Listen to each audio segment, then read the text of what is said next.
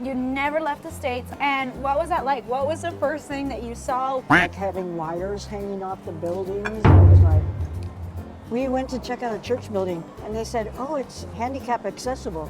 But there was like 5 steps up to the elevator. like accessible, okay. You're getting into your American lifestyle again. Right. You're reacclimating. And then my husband said, I feel like we need to go back to Taiwan. Like, what? Is it better to be a grandma or a mom? It's always better to be a grandma. If I'd have known how much fun it was to be a grandma, I'd have done that first. Ooh.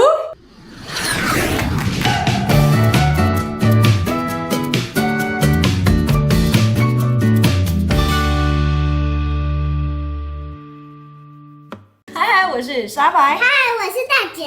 大姐，那我是小姐。So, Mother's Day is coming up very, very soon, and it is such a special time to celebrate who? Mama! That's right. Today, I thought I wanted to do something really special. Something that I haven't really done before is I would like to share something very special about a special woman in my life, which is my mom. So, she has had a very interesting life story. She has traveled across the world to support her husband, to support her family, and to enjoy life here. And so today, I want to share her story. I want to make a very special present for her. I want to take her out to eat and spoil her. And today is all about mom. Are you ready? Yes, I'm so excited to make these things. My favorite thing to do is sprinkle. Sprinkle? I want to take my daughter and I want us to make something for grandma together, because what is Mother's Day without a handmade card, without a handmade gift, right? That's the whole point, right? Yeah. Are you ready to make something cool? Yes. Okay, let's do it. One of our favorite things to do together is to DIY. So today we are going to be using Cubiio 3, a laser engraver, to make some very special custom gifts, okay? Safety goggles!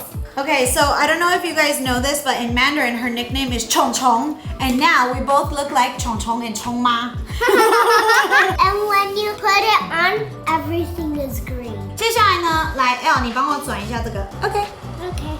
Let's see. Ooh, what's this? What we're gonna do is we're gonna Wow. make these kind of flowers, okay? Wow. So, for Mother's Day, what do you always have to give your mom? Flowers and hearts. Flowers and hearts. Cake. Ooh, cake. Ooh, And good a idea. card. And And a a card. card. That's right. So let's show the camera what it looks like inside these goggles so that they know what we're working with. You chose red, right? Yeah. You want that color? Yeah. Okay. So this laser engraver is super cool. All you do is you put in the picture that you want and it will cut it out for you. So let's show you how it works, okay? There we go. Push play. Ooh. So I think this is really cool. It's super safe. Even if you touch it, it's not hot. Safe, right? Yeah, same. Yeah. It's cold. So how many flowers should we make? Maybe we should make 3, and then if we don't have enough, we can just do another one. We'll just do some more, right? Yeah. Yeah, because when you don't have enough, duh. Just do some more. Hello, wake up!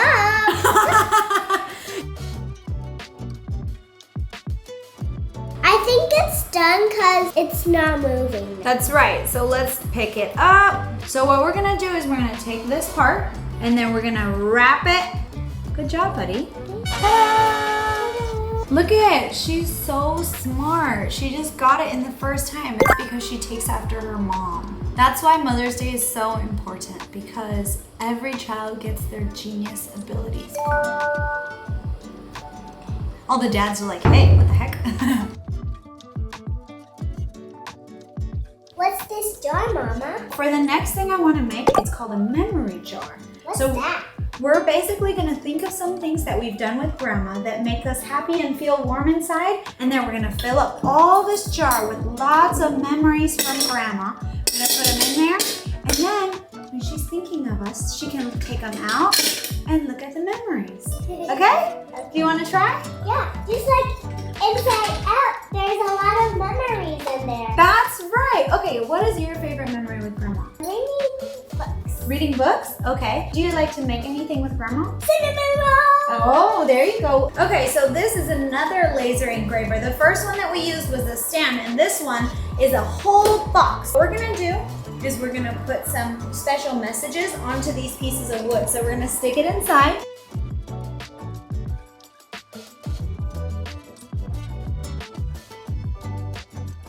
Do you know what it says? Thanks for being my grandma. Good job. Okay, should we put it in the memory jar? Yeah. Okay, and let's put the next one inside the machine. We are almost finished with everything that we've done today. What did you do? I did this special card. I think Grandma will love it. This is my name. This is love, and then this is Grandma. Okay, we also finished our super cute memory jar. I absolutely love this thing. There is so many memories in here. We have pictures like us going to church. We have Grandma and Elle at the market. Using Cubiio today was so awesome because I've never had anything like this. The fact that there's a machine that I can use in my house to make these super cool crafts. We can literally have no limits. It writes on everything, made in Taiwan. This thing is so awesome. So I cannot wait to spend Mother's Day with my mom tomorrow, and let's see if she likes her gifts.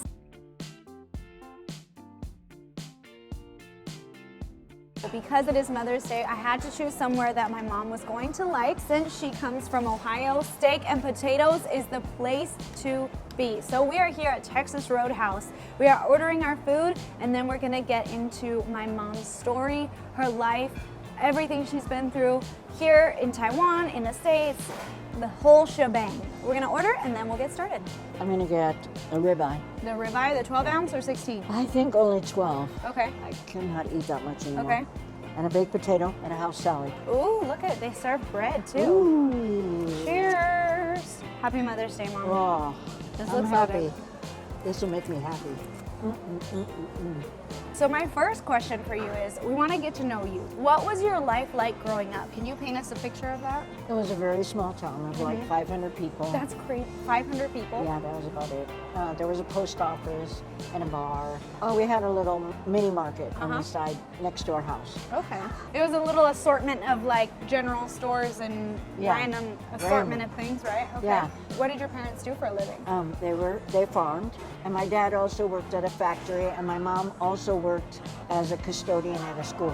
So you guys had a school then? We did for a while, but then we got consolidated to another town because our town is so small. So then paint a picture for us. It's summer vacation. Okay. You're out of school.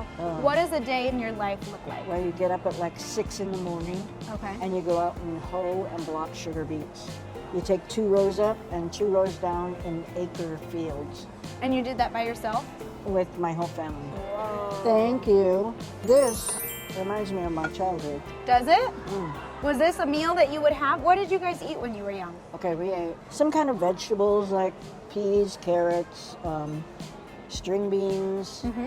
So you guys had a lot of very natural foods. Did you ever have any seafood or any?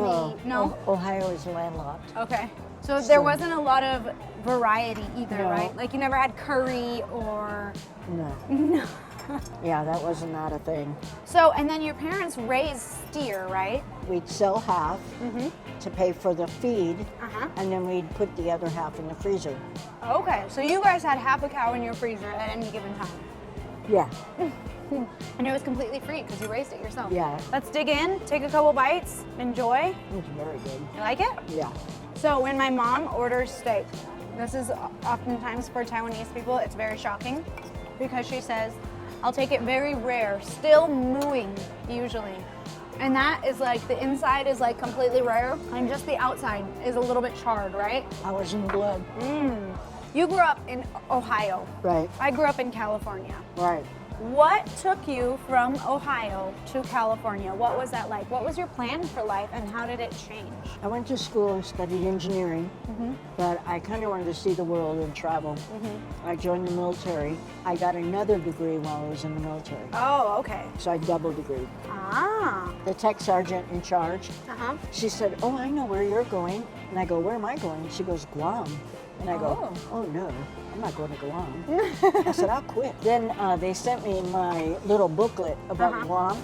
Uh-huh. And it was like all sandy beaches. Oh. And I said, look, I'm going to Guam. It was like a travel brochure. Okay. People playing volleyball on the beach. I was like, That's yeah. what we're talking about. Yeah, Isn't that I said- lifestyle? The island living that we need, right? Right. And the whole island smelled like Filipino barbecue.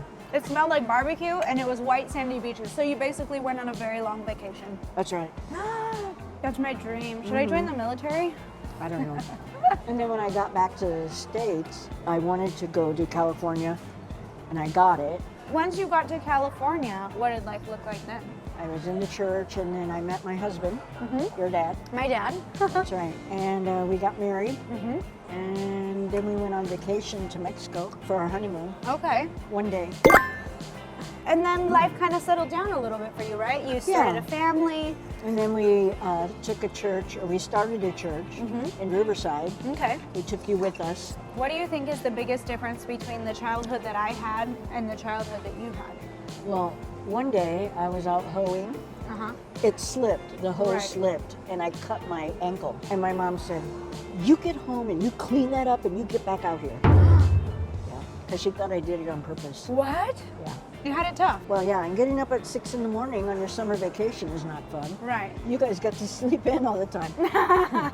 And then even your kindergarten, I picked the afternoon so we could sleep in together. Because by then I was still tired. Oh, that's something that's really interesting.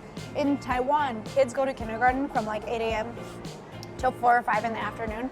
My kindergarten was from 12 to 3, and then we went home and we played for the rest of the day. That's right. Yeah, that was fantastic. I remember that. It was and great. you got up in the morning and you decided what you were going to wear. Yeah. At that age. No uniforms at all. No, you decided that you didn't like half the clothes that I picked out for you. Well, honestly, it's okay because my daughter doesn't wear anything that I pick for her either. So Yep. I am tasting my own medicine right here, right now That's in this right. life. When I was about 10 years old is when life dramatically changed, right?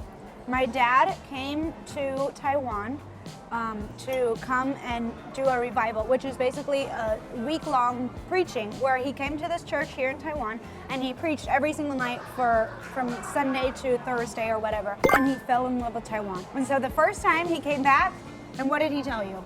He said, I think I'm called to Taiwan. At that point, I was like, okay, we'll do what God wants us to do, whatever. And when you get a little bit older, you get a little more set in your ways and stuff, and you get a little more Are you set in your ways now? settled. Is that what you're saying? I'm set. Steak and potato, that's all the way, right? I'm set. Okay. Yeah. Okay, so the second time that Dad Uh-huh. came to Taiwan, he took you with him. Right.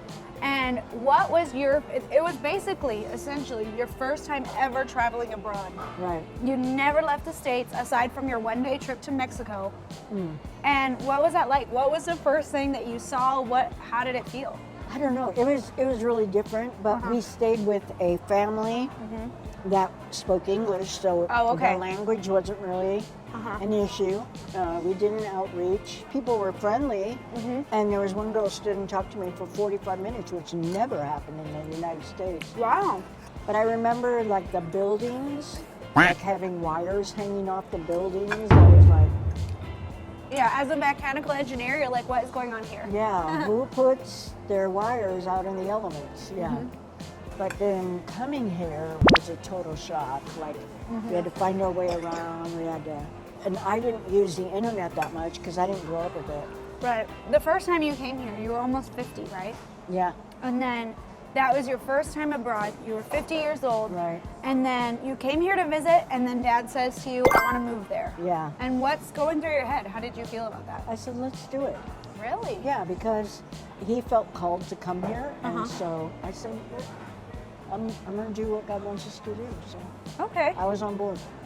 Wow. Yeah. So when we first got here, me and Emily were 13. You had to find a house, Right. you had to find a car, Right. you had to figure out where to buy the things you needed. Right. What was that like? Stressful. Yeah. And I One prayed, word, I prayed stressful. for like a Home Depot, which is like B&Q here, and Ola. As almost as soon as we got into our new house, it was being built. Like maybe a quarter of a mile down the road. Wow. Yeah. So then, when the first time you guys came here and lived here, Uh-huh. were there any things that you really liked about Taiwan? Yeah, I like the food. I like chimbula, ji pie, Okay. songyobing. I love that. And then somebody found songyobing with bacon. Ooh. Then I was living large. Yeah. I was like, come on. Yeah. Yeah. Okay, so but was it a big adjustment? Was it hard? It's only as hard as you want it to be. Okay. Do you know what I mean? You can do anything Right. if you set your mind to it. Right. Yeah. Okay, so I kind of want to circle back to when you said that the first time you came to Taiwan, you were very busy. You had the church, you had 2 teenage daughters, Oh, yeah. you had a disabled husband, you had a lot of stuff going on in your life that kept you very, very busy. And so once you went back to the States, your kids were grown. Empty nesters. You were empty nesters. Your husband was going through health issues, but he kind of got that sorted out once you got there, right? And it was the first time in your life where you didn't have really any responsibilities. It was just enjoy your life, retire, have fun, right? And so you're getting into your American lifestyle again. Right. You're reacclimating. Was there anything that was like a reverse culture shock at all? Oh, yeah. It was very different because it was after COVID. Right. So there was a lot of rules. I don't do good with rules. You're from the land of no rules, I'm DIY. from the land of do whatever you want and Yeah. do it yourself. Yeah. And then all of a sudden there's rules. Didn't go over well. Okay. But you're enjoying life in the States. Yeah. You're collecting. Making friends. You're making friends. Collecting. What I were had you some doing? really nice friends. Aww. Yeah. And then my husband said, I feel like we need to go back to Taiwan. I'm like, "Psh, what? I'm like, no, this is my forever home. I'm not doing yard sales and I'm not hacking all this stuff up. People And- all watched your yard sale video. And if you Oh haven't, my go check it out. gosh. It was insane. Okay. And then I Yeah. had a backyard, Right. a whole backyard. You don't have no yard here. We had a garden that I made, and now we're starting all over. Right. I think the most reason we wanted to come back was because Christopher wanted to be here. Yeah. He loves Taiwan. Yeah. And I thought, well, that's good because, you don't ever know what's going to happen in life. And so he really wanted to be here, so I said, fine, you go. And then it's still a little bit hard trying to park if I take him with me in the car. Right. It's like the spaces are small. So here in Taiwan, there are 2 ways he gets around. One is that one of us will drive him around, or he rides on his little cart. He's got this little cart and he takes it around, and it's super convenient. But then when it comes to us driving him anywhere, it is absolutely insane because there's not like big parking lots that you can just park in front, park in the disabled, and there's a big old space. It's very tight and it's very hard to get him places. Or like even if we're he's trying to take his wheelchair, there's like no sidewalks, Yeah. Or like the Americans with Disabilities Association, which makes every store have flat pavement, all Oh, the way yeah. in. He can't go into 7-Eleven. Right, because there's like little curbs. Not or, like, even. There's a steps. big step. Yeah. And like everything looks like it could be ADA, but then when you get there, we went to check out a church building and they said, oh, it's handicap accessible. But there was like 5 steps up to the elevator. Like, Accessible. Okay. So, but he really is happy here. And Oh, yeah. I think that as a wife, it takes a lot of courage to be like, you know what, if that's what makes you happy and that's what you want to do, we'll do it. yeah. Or to put your other wants and needs on hold and Yeah. just, In order for dad to come back and fulfill his dream of living in Taiwan again. yeah. And you make the best of it and you enjoy it. That's right. You can either enjoy your life or you can make your life miserable. Yeah. And it's you decide.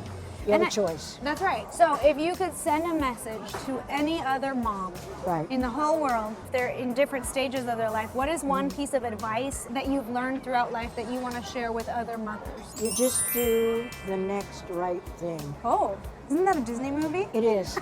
And I really love that about that movie, but I Yeah. mean, just do the next right thing Uh-huh. and just keep on going. Yeah. And eventually it happens. Right. Just start something. Whatever you want to do, you just have to start. Yeah.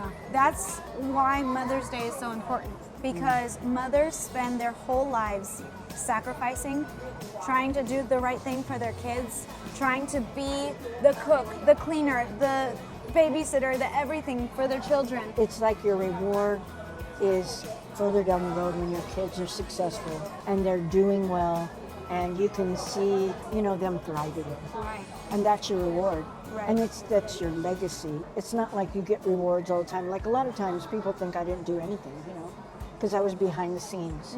You're behind the scenes a lot. Right. And nobody really sees it. But you see it in your kids when they grow up and they're successful. They're independent, they stand on their own. You're right. And I'm really proud of both my daughters. Yeah. Let's stop.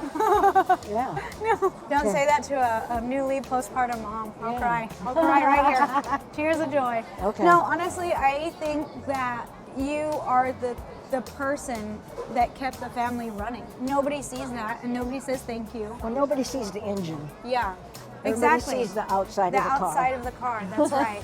So as moms, be the engine, be the driving force that fuels your family, pushes them forward. And one day, when your kid is 28, you might get a thank you.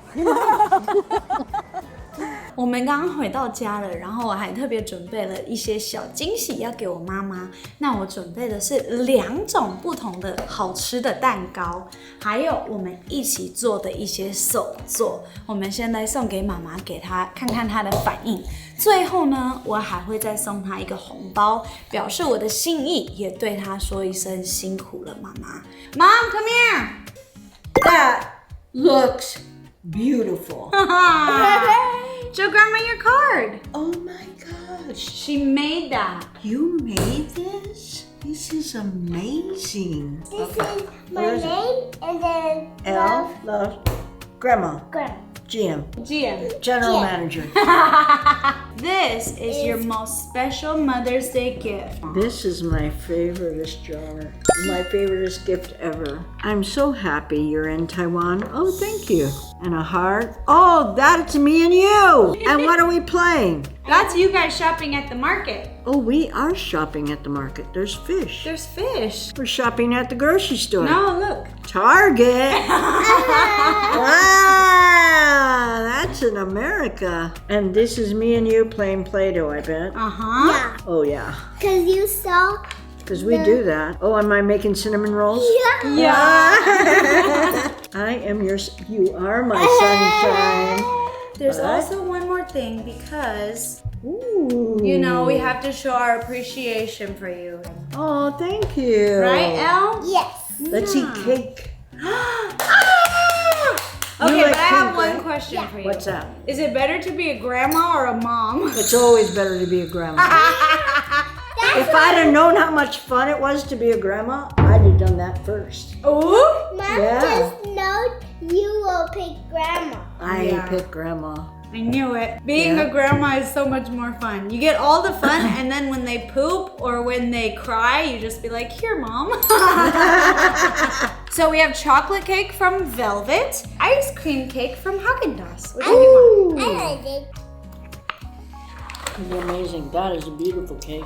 那如果你的小孩子还没有帮你准备礼物，还没有帮你准备蛋糕的话，请把这支影片传给他们，请他们好好的孝顺你。然后呢，我们下一支影片见，谢谢大家收看，拜拜，拜拜。母亲节快乐，给你一个 kiss，